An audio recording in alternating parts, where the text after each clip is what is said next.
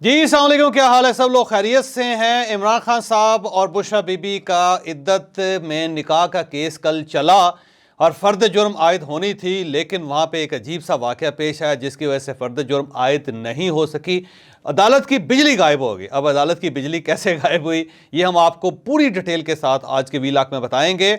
और आज election commission supreme court of Pakistan जा रहा है बल्ले के निशान पे। अब क्या बल्ले का निशान पाकिस्तान तहरीक इंसाफ के पास रह सकेगा या नहीं, ये भी हम आपको आज के वीलाग में बताएंगे। और मियां नवाज शरीफ साहब के लिए एक बुरी खबर आ गई। अब ये बुरी खबर मियां नवाज शरीफ साहब के लिए कौन सी है और क्या मियां नवाज शरीफ साहब इसको बर्दाश्त कर सकेंगे, ये भी हम आपको आज के वीलाग में बताएंगे। और कल इमरान खान साहब के बिहाफ पे अलीमा खान साहिबा ने एक इंकशाफ किया। इन्होंने ये कहा कि इमरान खान साहब ने कहा है कि मुझे जनरल बाजवा ने अगस्त 2022 में ये ऑफ़र की थी कि अगर आप रजीम चेंज का मसला ना उठाएं तो आपको 2/3 अक्सरियत मिल सकती है। क्या ये बात दुरुस्त है या गलत है, ये भी हम आपको पूरी डिटेल के साथ आज के वीलाक में बताएंगे। सबसे पहले उस इंकशाफ की तरफ आते हैं जो अलीमा खान साहिबा ने किया। अलीमा खान साहिबा कल इमरान खान साहब से मिल के बाहर आईं और उन्होंने बाहर आके मीडिया से बात करते हुए कहा कि इमरान खान साहब ने एक मैसेज दिया है। उन्होंने ये कहा है कि अगस्त 2022 में मेरी जनरल बाजवा साहब के साथ मुलाकात हुई तो उन्होंने कहा कि शाह महमूद कुरैशी साहब भी उस मुलाकात में मौजूद थे और उसमें जनरल बाजवा साहब ने हमें ऑफ़र की कि अगर आप रजीम चेंज का बयानिया बदल लें और अफवाज पाकिस्तान को बुरा भला कहना बंद कर दें तो फिर हम आपको 2/3 अक्सरियत दिलवा सकते हैं। तो ये एक बड़ा इंकशाफ है जो कल इमरान खान साहब ने किया। लेकिन यहाँ पे बड़ी दिलचस्प सूरत हाल है कि अब ये इंकशाफ इतने अरसे बाद बाहर क्यों आया। उससे पहले बहुत सारे मरहले थे, उसमें इमरान खान साहब ये बात कर सकते थे। और वारस भी मुझसे पूछ रहा है कि इतना अरसा इमरान खान साहब खामोश क्यों रहे। तो अब मैं ज़ाहिर है इनको जवाब तो मुझे देना पड़ेगा क्योंकि कैमरे के पीछे खड़ा होता है ये। तो बड़ी सीधी बात है इसमें कि जो मीटिंग्स हुई थी इमरान खान साहब की जनरल बाजवा के साथ 2022 में, उसे मैंने डिस्क्लोज़ किया था। वो मेरा ही स्कूप था जिसमें मैंने 2 मीटिंग्स का जिक्र किया था। एक मीटिंग अगस्त 2022 में हुई थी और दूसरी सितंबर 2022 में हुई थी और ये दोनों मीटिंग्स ऐवान सदर में हुई थी और सदर साहब की दरख्वास्त के ऊपर हुई थी। और इन मीटिंग्स में सिर्फ़ और सिर्फ सदर साहब मौजूद थे, फिर जनरल बाजवा साहब मौजूद थे और तीसरे उसके अंदर इमरान खान साहब मौजूद थे। इसमें शाह महमूद कुरैशी साहब किसी जगह नहीं थे। पहली बात तो ये बात है। दूसरी बात यह है कि उस मीटिंग के अंदर कुछ चीज़ें तय हुई थी। एक तो खान साहब ने ये कहा था कि आप इस गवर्नमेंट को फारिग कर दें, इसे आप घर भिजवाएं और नए इलेक्शंस करवाएं। तो उस पर जनरल बाजवा का ये रद्द-ए-अमल था कि हम एक सिटिंग गवर्नमेंट को कैसे घर भेज सकते हैं। तो उस पर उन्होंने कहा जैसे मुशर्रफ ने भेज दिया था, जैसे हर दौर में होता रहा, तो आप भी ये कर दें। तो जनरल बाजवा साहब ने कहा था कि ये हमारे लिए मुमकिन नहीं है। अलबत्ता इमरान खान साहब ने जनरल बाजवा को एक्सटेंशन की ऑफ़र ज़रूर की थी उसमें, और ये कहा गया था कि अगर आप 8 महीने एक्सटेंशन ले लें और उसके बाद इलेक्शन करवाने के बाद आप रिटायर हो जाएं तो सबसे बेहतर होगा। जो ज़ाहिर है एक फार्मूला उस वक्त बना था और ये फार्मूला असद उमर साहब लेके जनरल बाजवा साहब के पास आए थे और फिर ये फार्मूला जब मियां नवाज शरीफ के पास गया तो मियां नवाज शरीफ ने इनकार कर दिया। तो उन्होंने कहा कि कुछ भी हो जाए, ना एक्सटेंशन होगी और ना अब हम गवर्नमेंट गिराएंगे और ना हम फौरी तौर पर नए इलेक्शंस की तरफ जा रहे हैं। नई तैनाती होगी आर्मी चीफ की और उसके बाद फिर मामलात पूरे सेटल होंगे तो उसके बाद फिर ही इलेक्शन हो सकेंगे। और मियां नवाज शरीफ साहब की इस बात की वजह से ये डील नहीं हो सकी थी। तो ये अचानक इमरान खान साहब की तरफ से ये जो इंकशाफ हुआ है ये बड़ा हैरान कुन है। मेरा ख्याल है शायद वो दोबारा एम्बेरस करना चाहते हैं जनरल बाजवा साहब को या जनरल फैज़ हमीद साहब को ड्रैग करना चाहते हैं और सारे सिलसिले में उनको शामिल करना चाहते हैं। और उनकी पूरी कोशिश है कि जनरल बाजवा बोलें इस मरहले पे ताकि उनकी एंट्री भी इस सारे बहरान के अंदर हो जाए। तो ये इसके अलावा इसकी कोई ख़ास वजह नहीं थी। तो ये मेरा ख्याल है इमरान खान साहब पूरा सच नहीं बोल रहे। हाँ, अलबत्ता एक बात उस मीटिंग में ये ज़रूर हुई थी और ये सदर साहब जो है इसके यानी शायद सदर साहब आपको बता भी सकते हैं कि खान साहब का ये क्लेम था कि अगर आज इलेक्शन हो जाए 2/3 मेजॉरिटी हमें मिल सकती है। तो जनरल बाजवा ने कहा था कि जब भी इलेक्शन हो तो किसी न किसी पार्टी को इतनी अक्सरियत मिल सकती है। आप अगर साफ़ सुथरी सियासत करें तो आप भी दोबारा इक़्तिदार में आ सकते हैं और आपको 2/3 अक्सरियत मिल सकती है। नवाज शरीफ को भी मिली थी, लेकिन उसके लिए ज़रूरी है कि आप इस्टेब्लिशमेंट के साथ लड़ना बंद करें और सिर्फ अपनी सियासत के ऊपर तवज्जो दें। लेकिन ये जो इमरान खान साहब ने कहा ना कि उन्होंने 2/3 अक्सरियत की मुझे ऑफ़र कर दी थी, ये मेरा नहीं ख्याल कि ये बात दुरुस्त है। अब हम आते हैं मियां नवाज शरीफ साहब की बुरी खबर की तरफ। तो मियां नवाज शरीफ साहब के मुकाबले में यास्मीन राशिद साहबा इलेक्शन लड़ रही हैं और ये है NA 130 और यास्मीन राशिद साहबा के कागजात मंजूर हो गए हैं और ये क्योंकि अपील में गई थी हाई कोर्ट में और हाई कोर्ट ने इनके कागजात तस्लीम कर लिए। तो अब यास्मीन राशिद साहबा शायद जेल के अंदर बैठ के मियां नवाज शरीफ साहब के खिलाफ इलेक्शन लड़ें। और ये याद रखिए कि यास्मीन राशिद साहबा वाकई तगड़ी कैंडिडेट हैं और मियां नवाज शरीफ साहब को ये खासा टफ टाइम देंगे। अब अल्लाह बेहतर जानता है कि मियां नवाज शरीफ जीतते हैं या नहीं जीतते, लेकिन एक बड़ा कांटे का यहाँ पे मुकाबला होगा। और अगर मियां साहब जीते तो बहुत ज़्यादा वोटों के डिफरेंस से नहीं जीतेंगे, 2-3-4 हज़ार का डिफरेंस होगा।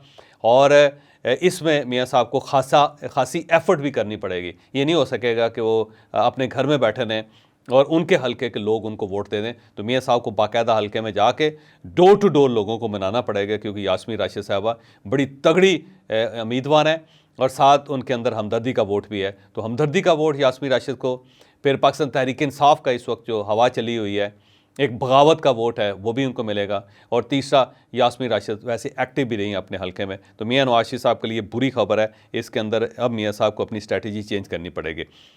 हम बल्ले के निशान की तरफ आते हैं। आज इलेक्शन कमीशन ने एक इजलास करना है और मेरी इंफॉर्मेशन के मुताबिक वहाँ पे एक अपील तैयार हो गई है सुप्रीम कोर्ट ऑफ पाकिस्तान के लिए। मीटिंग के बाद जिसकी सरबराही ज़ाहिर इलेक्शन कमिश्नर करेंगे और चारों अरकान उसके अंदर बैठे होंगे, उसके बाद ये फौरी तौर पर सुप्रीम कोर्ट ऑफ पाकिस्तान जाएंगे और सुप्रीम कोर्ट ऑफ पाकिस्तान से दरख्वास्त करेंगे कि फौरी तौर पे हमारी दरख्वास्त सुनी जाए, क्योंकि हमारे पास सिर्फ 2 दिन बचे हैं, कल का और परसों का, क्योंकि 13 जनवरी तक हमने अलाटमेंट करनी है इंतखाबी निशानों की और उससे पहले पहले ये फ़ैसला होना ज़रूरी है। इलेक्शन कमीशन की प्ली ये होगी कि इलेक्शन कमीशन अथॉरिटी है, ये सारे फ़ैसले इलेक्शन कमीशन ने करने हैं, लेकिन कुछ हाई कोर्ट्स हमारी इन अथॉरिटीज़ को चैलेंज कर रही हैं। तो पेशावर हाई कोर्ट के 2 जजेस ने फ़ैसला किया है और इसके बाद हमारी जो अथॉरिटी है वो कंप्रोमाइज़ हो रही है। तो अगर तो हमने हाई कोर्ट्स के फ़ैसलों को मानना है तो फिर ये एक लंबा सिलसिला है जिसे अब समेटना आसान नहीं होगा। तो सुप्रीम कोर्ट ऑफ पाकिस्तान से दरख्वास्त की जाएगी कि आप फौरी तौर पे हमें एम्पावर करें ताकि हम फैसला कर सकें। दूसरा, तमाम हाई कोर्ट्स की हदूद तय करें कि किस किस हद में जाके वो ये फ़ैसले कर सकते हैं, क्योंकि सिर्फ एक हाई कोर्ट के फ़ैसले की बुनियाद पे पूरे पाकिस्तान में पाकिस्तान तहरीक इंसाफ को रिलीफ नहीं दिया जा सकता। तो वहाँ पे सुप्रीम कोर्ट ऑफ पाकिस्तान के पास फिर 3 ऑप्शन होंगे। एक ऑप्शन तो ये होगा कि वो पेशावर हाई कोर्ट के फ़ैसले के ख़िलाफ़ स्टे आर्डर जारी कर दें और उस फैसले को कालअदम करार दे दें। अगर वो कालअदम करार दे देते हैं तो फिर पाकिस्तान तहरीक इंसाफ के हाथ से बल्ला दोबारा वापस निकल जाएगा। दूसरा ऑप्शन ये है कि उसे खैबर पख्तूनख्वा की हद तक उस फैसले को तस्लीम कर लिया जाए और ये डिक्लेयर कर दिया जाए कि खैबर पख्तूनख्वा में तो पाकिस्तान तहरीक इंसाफ के पास पल्ला है, लेकिन मुल्क के बाकी हिस्सों में ये निशान उनके पास नहीं होगा। तो दूसरा ऑप्शन ये, इससे ज़ाहिर है थोड़ा सा रिलीफ पाकिस्तान तहरीक इंसाफ को मिल जाएगा, लेकिन बाकी सूबों के अंदर ठीक ठाक उन्हें मार पड़ेगी सारे मामले में। और तीसरा ऑप्शन ये है कि पाकिस्तान तहरीक इंसाफ की प्ली को मान लिया जाए और ये डिक्लेयर कर दिया जाए कि ये एक सियासी जमात है और इंतखाबी निशान उसका हक है। तो ये एक तीसरा ऑप्शन भी है। तो इन्हीं 3 ऑप्शंस के इर्द गिर्द सुप्रीम कोर्ट ऑफ पाकिस्तान घूमेगी, लेकिन मेरा ख्याल ये है कि supreme court of Pakistan immediately इसका फ़ैसला करेगी, क्योंकि इलेक्शंस टाइम पे होने और इस कन्फ्यूजन और इस क्यास में इलेक्शन मुमकिन नहीं है। अब हम आते हैं कल जो अडयाला जेल के अंदर कार्रवाई हुई उसके पीछे। तो जनाब कल 11:55 पे जज साहब ने वहाँ समाअत शुरू की, लेकिन जब जज साहब बैठे तो वहाँ पे सिर्फ उनका स्टाफ था और जज साहब थे और बाकी लोग वहाँ पे नहीं थे। ना इमरान खान साहब थे, ना उनके वकला थे, ना कोई और था। और उसकी वजह यह थी कि कल कोर्ट रूम की बिजली गायब थी, बिजली नहीं थे और गुप अंधेरा था, शदीद सर्दी थी। और उसके बाद जज साहब ने बुलवाया स्टाफ को और कहा कि बिजली क्यों नहीं है, फ़ौरन जनरेटर ऑन करें, जनरेटर क्यों नहीं ऑन किया जा रहा। तो उसके बाद जेल का अमला अंदर गया और उसके बाद एक डिप्टी सुपरिटेंडेंट जो है एक बड़ी सी टॉर्च लेके आ गई। ये टॉर्च अमूमन जो है ना रेलवे लाइंस के ऊपर ट्रेन्स को रास्ता दिखाने के लिए होती है पुराने ज़माने में, और पुराने ज़माने में जेलों के अंदर भी ये टॉर्च इस्तेमाल होती थी। वो लेके आ गए और उन्होंने जज साहब के सामने रख दी कि लें जी, रोशनी हो गई। तो जज साहब इस बात पे बड़े नाराज़ हुए। उन्होंने कहा कि ये कोर्ट रूम है और इसके अंदर ये हो क्या रहा है, मैं आपको बार बार कह रहा हूँ कि जनरेटर ऑन करें, लेकिन आप जनरेटर ऑन नहीं कर रहे। तो फिर उसके बाद जज साहब गुस्से में अपनी सीट से उठ के चले गए और कहाँ गए ये नहीं पता, लेकिन कुछ लोगों का ख्याल ये कि सुपरिटेंडेंट के पास गए थे और उन्होंने जेल सुपरिटेंडेंट से कहा कि फौरी तौर पे आप बिजली का बंदोबस्त करें, हमने समाअत शुरू करनी है। फिर शायद उनके जाने की वजह से ये एक मौजज़ा हुआ कि फ़ौरन बिजली आ गई। जब बिजली आई तो जज साहब वापस आए। जैसा आप अपनी सीट पे बैठे और फिर उन्होंने कहा कि खान साहब कहाँ हैं। फिर 12:30 बजे के करीब खान साहब अपने 6 वकला के साथ वहाँ पहुँचे। इन वकला में गौहर खान साहब थे, सलमान अकरम राजा साहब थे, शेर अफजल मरवत साहब थे, उमैर न्याजी साहब थे और उस्मान गिल साहब थे। तो ये 6 वकला वहाँ पे पहुँचे और उसके बाद फिर समाअत शुरू हुई। जब समाअत शुरू हुई तो उस्मान गिल साहब जो हैं, ये इनका ताल्लुक़ लाहौर के साथ है और ये बुशरा बीबी के वकील हैं। इन्होंने बुशरा बीबी की तरफ से इस्तिस्ना की दरख्वास्त दे दी और इन्होंने कहा जी कि बुशरा बीबी अलील हैं, वो नहीं आ सकी और उन्होंने कहा जी अगली तारीख दे दें, मैं अगली तारीख पे आ जाऊंगी और ये फ़र्द जुर्म आयद होनी थी। तो इस पे जो गवर्नमेंट की तरफ से वकील हैं, FIA की तरफ से वकील हैं, वो रिजवान अब्बासी साहब हैं, वो खड़े उन्होंने कहा कि ये जी ज़्यादती है क्योंकि आज तो फ़र्द जुर्म आयद होनी थी और बीबी गायब हो गई, वो आई नहीं है और अब वो कह रही हैं कि मैं बीमार हूँ। दूसरा, ये जो दरख्वास्त दी गई है उस्मान गिल साहब की तरफ से, इसके ऊपर बुशरा बीबी के दस्तखत नहीं है, लिहाजा इस दरख्वास्त को इंटरटेन नहीं करना चाहिए और आपको फ़र्द जुर्म आयद करनी चाहिए। इस पर फिर सलमान अकरम राजा साहब ने दलाइल देने शुरू कर दिए। उन्होंने कहा जी मैं बहुत ज़्यादा दलाइल दे सकता हूँ इस इशू पे कि वाक़ई ही हमें रिलीफ मिलना चाहिए। तो बहरहाल वहाँ पे कार्रवाई शुरू होगी। ये ज़हन में रखिएगा कि जैसा आप जब दोबारा अपनी कुर्सी पे बैठे थे तो वो थे 12:43 और 12:45 पे ये कार्रवाई स्टार्ट हुई। फिर 18 मिनट मुसलसल बहस होती रही कि क्या फ़र्द जुर्म आयद होनी चाहिए, फ़र्द जुर्म आयद नहीं होनी चाहिए। और फिर वकला ने कहा कि आप मंडे पर ट्रांसफ़र कर दें, शिफ्ट कर दें इसको, आप अगले सोमवार को फ़र्द जुर्म आयद कर दीजिएगा। जज साहब का ये कहना था कि हफ़्ते के दिन अगर हम रख लेते हैं तो हफ़्ते के दिन फ़र्द जुर्म आयद होगी, लेकिन वकला ने बहुत ज़ोर लगाया और फिर अल्टीमेटली ये फ़ैसला हुआ कि अब ये फ़र्द जुर्म सोमवार को होगी। और इस दौरान खान साहब चुप करके अपनी बहनों के पास बैठे रहे और वो अपने तीनों बहनें उनकी मौजूद थे और इमरान खान साहब उनके कानों में सरगोशियाँ करते रहे और वो इनके कान में सरगोशियाँ करते रहे। और इसी दौरान इमरान खान साहब ने अलीमा खान को बताया कि आपने बाहर जाके जनरल बाजवा से रिलेटेड ये बात करनी है ताकि कहीं ना कहीं घंटी खड़के और उसके बाद फिर मामलात चलने शुरू हो जाएँ। कल इमरान खान साहब ने जर्नलिस्टों के साथ बात नहीं की और उसकी वजह ये थी कि जहाँ पे खान साहब खड़े होकर जर्नलिस्टों से बात करते हैं उसको ताला लगा दिया गया था और खान साहब का की एक्सेस नहीं थी मीडिया तक। फिर ये 20-25 मिनट तक ये प्रोसीडिंग चलती रही और उसके बाद फिर ये कोर्ट एडजर्न कर ली गई। अब ये मामला मंडे तक चला गया।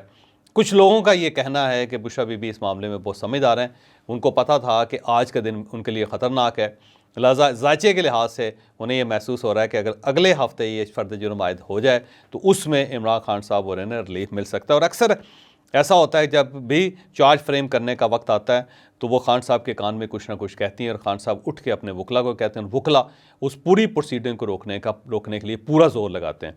तो शायद आज भी दिन क्योंकि साथ नहीं था खान साहब के लिए, तो वो बुशरा बीबी के एडवाइस पे इसको शिफ्ट कर दिया गया। अब ये मंडे को सारा मामला होगा।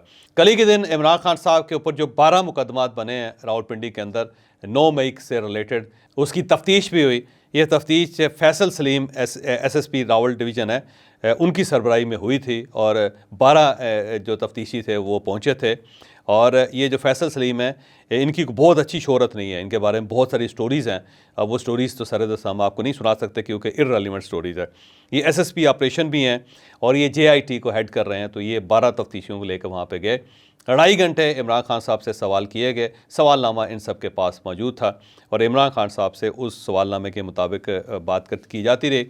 आज 11 तारीख है और आज पुलिस ने JIT की एक रिपोर्ट अदालत में पेश करनी है।